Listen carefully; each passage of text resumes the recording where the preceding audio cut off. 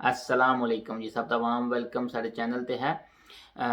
मैं ਜਿਹੜੇ ਮੇਰੇ ਸੁਣਨ ਵਾਲੇ ਨੂੰ ਸਭ ਨੂੰ ਪਤਾ ਹੈ ਕਿ ਮੈਂ ਗਾਹੇ ਬੇਗਾਹੇ ਰੋਮਾਨੀਆ ਔਰ ਬੁਲਗਾਰੀਆ ਦੀ ਸ਼ਿੰਗਨ ਦੇ ਵਿੱਚ ਸ਼ਮੂਲੀਅਤ ਦੇ ਵਿੱਚ ਕਿਹੜਾ ਸਟੈਪ ਆ ਰਿਹਾ ਹੈ, ਕੀ ਉਹਦੇ ਵਿੱਚ ਅਪਡੇਟਸ ਨਿਊ ਆ ਰਹੀਆਂ ਨੇ, ਮੈਂ ਗਾਹੇ ਬੇਗਾਹੇ ਸ਼ੇਅਰ ਕਰਦਾ ਰਹਿਣਾ। ਅੱਜ 24 ਜਨਵਰੀ 2022 ਨੂੰ ਆਸਟਰੀਆ ਦਾ ਚਾਂਸਲਰ ਕਾਰਲ ਨਹਿਮਰ ਨੇ ਬਹੁਤ ਵੱਡਾ ਬਿਆਨ ਦਿੱਤਾ ਹੈ। ਉਹਨੇ ਕਿਹਾ ਕਿ ਸਾਡਾ ਮੁਲਕ ਆਸਟਰੀਆ ਸ਼ਿੰਗਨ ਐਕਸਪੈਂਸ਼ਨ ਦੇ ਖਿਲਾਫ ਰਹੇਗਾ। ਇਹਦਾ ਕੀ ਮਤਲਬ ਹੈ? ਇਹਦਾ ਮਤਲਬ ਹੈ ਵੇ ਕਿ ਜਿਹੜੇ ਲੋਕ ਇਸ ਟਾਪਿਕ ਨੂੰ ਜਾਣਦੇ ਨੇ, ਸਮਝਦੇ ਨੇ, ਉਹਨਾਂ ਨੂੰ ਪਤਾ ਹੈ ਕਿ ਦਸੰਬਰ ਦੇ ਵਿੱਚ ਜਦੋਂ ਵੋਟਿੰਗ ਹੋਈ ਸੀ ਤੇ ਆਸਟਰੀਆ ਨੇ ਰੋਮਾਨੀਆ ਔਰ ਬੁਲਗਾਰੀਆ ਨੂੰ ਬਲਾਕ ਕੀਤਾ ਸੀ ਔਰ ਹਾਲੈਂਡ ਨੇ ਬੁਲਗਾਰੀਆ ਨੂੰ ਬਲਾਕ ਕੀਤਾ ਸੀ ਹੈ।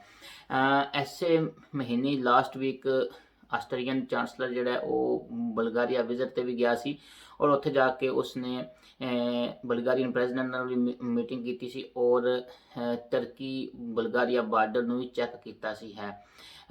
ਜਿਹਦੇ 'ਚ ਉਹਨੇ ਕਿਹਾ ਸੀ ਕਿ ਸਾਡਾ ਮੇਨ ਕੰਸਰਨ ਹੈ ਇਹ ਇਲੀਗਲ ਇਮੀਗ੍ਰੇਸ਼ਨ ਹੈ ਔਰ ਸਾਡੀ ਖਾਹਿਸ਼ ਹੈ ਕਿ ਇਲੀਗਲ ਇਮੀਗ੍ਰੇਸ਼ਨ ਨੂੰ ਰੋਕਿਆ ਜਾਏ ਹੈ।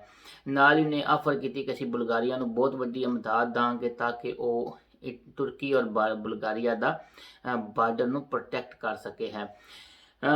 ਨਾਲ ਇਹਨੇ ਕਿਹਾ ਕਿ ਆਸਟਰੀਆ ਦਾ ਜਿਹੜਾ ਕਦਮ ਹੈ ਕਿਸੇ ਮੁਲਕ ਦੇ ਖਿਲਾਫ ਤੇ ਨਹੀਂ ਹੈ, ਲੇਕਿਨ ਅਸੀਂ ਇਸ ਸਿਸਟਮ ਦੇ ਹੁੰਦਿਆਂ ਆ ਸ਼ਿੰਗਨ ਨੂੰ ਮਜ਼ੀਦ ਐਕਸਪੈਂਡ ਨਹੀਂ ਕਰ ਸਕਦੇ, ਕਿਉਂਕਿ ਜਿਹੜਾ ਬੰਦਾ ਫਿਰ ਬੁਲਗਾਰੀਆ ਵੜੇਗਾ ਉਹ ਸਿੱਧਾ ਆਸਟਰੀਆ ਪਹੁੰਚ ਜਾਏਗਾ, ਰਸਤੇ 'ਚ ਕੋਈ ਇਹਨੂੰ ਪੁੱਛਣ ਗਿੱਛਣ ਨਾਲ ਨਹੀਂ ਹੋਵੇਗਾ। ਇਹਦਾ ਮਤਲਬ ਹੈ ਕਿ ਸ਼ਿੰਗਨ ਨੂੰ ਅੱਗੇ ਵਧਾਉਣਾ ਜਿਹੜਾ ਆਪਣੇ ਬਾਰਡਰ ਨੂੰ ਅੱਗੇ ਵਧਾਉਣਾ ਹੈ।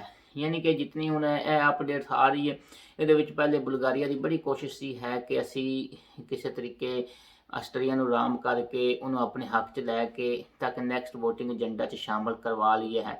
ਲੇਕਿਨ ਜਿਹੜੀ ਹੁਣ ਤੱਕ ਦੀ ਅਪਡੇਟ ਹੈ ਉਹ ਇਹ ਤੱਕ ਕਿਸੇ ਪਾਸੇ ਲੱਗ ਨਹੀਂ ਰਹੀ ਗੱਲ ਹੈ ਨਾ, ਜਿਤਨੀ ਤੱਕ ਹੁਣ ਤੱਕ ਅਪਡੇਟ ਆਈ ਹੈ। ਔਰ ਇਸ ਦੇ ਨਾਲ ਆਸਟਰੀਆ ਤਕਰੀਬਨ 2 ਬਿਲੀਅਨ ਯੂਰੋ ਦੀ ਇਮਦਾਦ ਦੇਵੇਗਾ ਬੁਲਗਾਰੀਆ ਨੂੰ ਤਾਂ ਕਿ ਉਹ ਆਪਣੇ ਬਾਰਡਰ ਮਜ਼ੀਦ ਪ੍ਰੋਟੈਕਟ ਕਰ ਲੈਣਾ ਹੈ ਔਰ ਇਹਦੇ ਵਾਸਤੇ ਇੰਫਰਾਸਟ੍ਰਕਚਰ ਖਰੀਦਣਾ ਹੈ।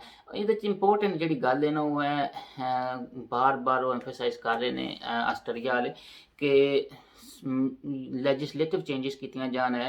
ਕਹਿੰਦੇ ਨੇ ਕਿ ਇਹ ਰਾਈਟ ਟਾਈਮ ਨਹੀਂ ਹੈ, ਸਿਸਟਮ ਦੇ ਥਰੂ ਰਾਈਟ ਟਾਈਮ ਨਹੀਂ ਹੈ। ਵਜ੍ਹਾ ਕੀ ਹੈ?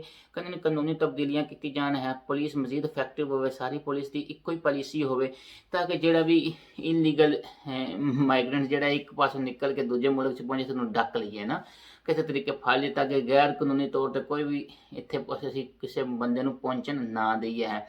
ਨਾਲ ਹੀ ਉਹ ਕਹਿ ਰਹੇ ਨੇ ਕਿ ਸਾਨੂੰ ਯੂਰਪ ਵਾਲਿਆਂ ਨੂੰ ਜਿਤਨੇ ਵੀ ਮੁਲਕ ਨੇ ਸਾਨੂੰ ਮਿਲ ਕੇ ਸਪੋਰਟ ਕਰਨਾ ਚਾਹੀਦਾ ਹੈ ਬੁਲਗਾਰੀਆ ਰੋਮਾਨੀਆ ਨੂੰ, ਕਿਉਂਕਿ ਬੁਲਗਾਰੀਆ ਰੋਮਾਨੀਆ ਬਹੁਤ ਜ਼ਿਆਦਾ ਪ੍ਰੈਸ਼ਰ ਫੇਸ ਕਰ ਰਿਹਾ, ਫਰੰਟ ਲਾਈਨ ਨੇ ਦੋਵੇਂ ਕੰਟਰੀਜ਼ ਨੇ ਔਰ ਇਹਨਾਂ ਨੂੰ ਇਕੱਲਿਆਂ ਨਹੀਂ ਛੱਡਣਾ ਚਾਹੀਦਾ, ਇਹਨਾਂ ਦੀ ਫੁੱਲ ਸਪੋਰਟ ਕਰਨੀ ਚਾਹੀਦੀ ਹੈ।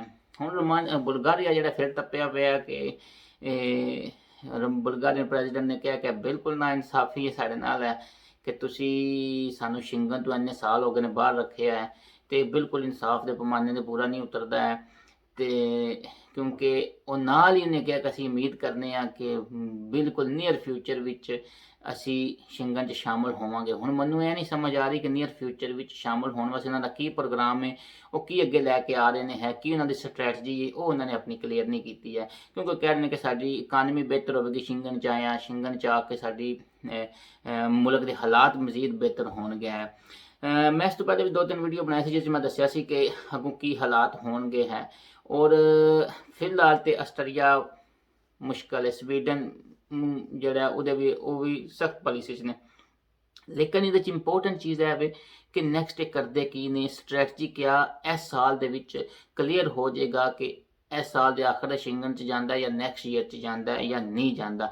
ਕਿਉਂਕਿ ਅਗਰ ਤਾਂ ਇਹਨਾਂ ਨੇ ਪਲਾਨਿੰਗ ਕੀਤੀ, ਸਟ੍ਰੈਟਜੀ ਬਣਾਈ ਔਰ ਉਸ ਦੇ ਉੱਤੇ ਕੰਮ ਕੀਤਾ, ਫਿਰ ਤਾਂ ਸਮਝ ਆ ਜਾਏਗੀ ਕਿ ਰੋਮਾਨੀਆ ਬੁਲਗਾਰੀਆ ਨੂੰ ਇਹ ਸ਼ਿੰਗਨ 'ਚ ਸ਼ਾਮਲ ਕਰਨ ਵਾਸਤੇ ਇਹ ਬਹੁਤ ਜ਼ਿਆਦਾ ਮਿਹਨਤ ਕਰ ਰਹੇ ਨੇ, ਉਹਦੇ ਚਾਂਸਿਸ ਕਿਤਨੇ ਹੈ ਨੇ। ਲੇਕਿਨ ਅਗਰ ਟਸ ਨਾ ਮਾਸ ਨੇ ਜਿਸ ਤਰ੍ਹਾਂ ਬਸ ਬਿਆਨਾਂ ਦੀ ਗੱਲ ਦੀ ਜਿਸ ਤਰ੍ਹਾਂ ਹੁਣ ਤੱਕ ਰਹਿੰਦੀ ਪਈ ਹੈ, ਫਿਰ ਮੁਸ਼ਕਲ ਹੀ ਚਾਂਸਿਸ ਨੇ। ਬਾਕੀ ਜਿੰਦੇ ਵਸਦੇ ਰਹੋ, ਆਬਾਦ ਰਹੋ, ਅੱਲਾ ਸਭ ਦਾ ਹਾਮੀ ਨਾਸਰ ਹੋਵੇ। ਫੀ ਅਮਾਨ ਅੱਲਾ, ਟੇਕ ਕੇਅਰ, ਅੱਲਾ ਹਾਫਿਜ਼।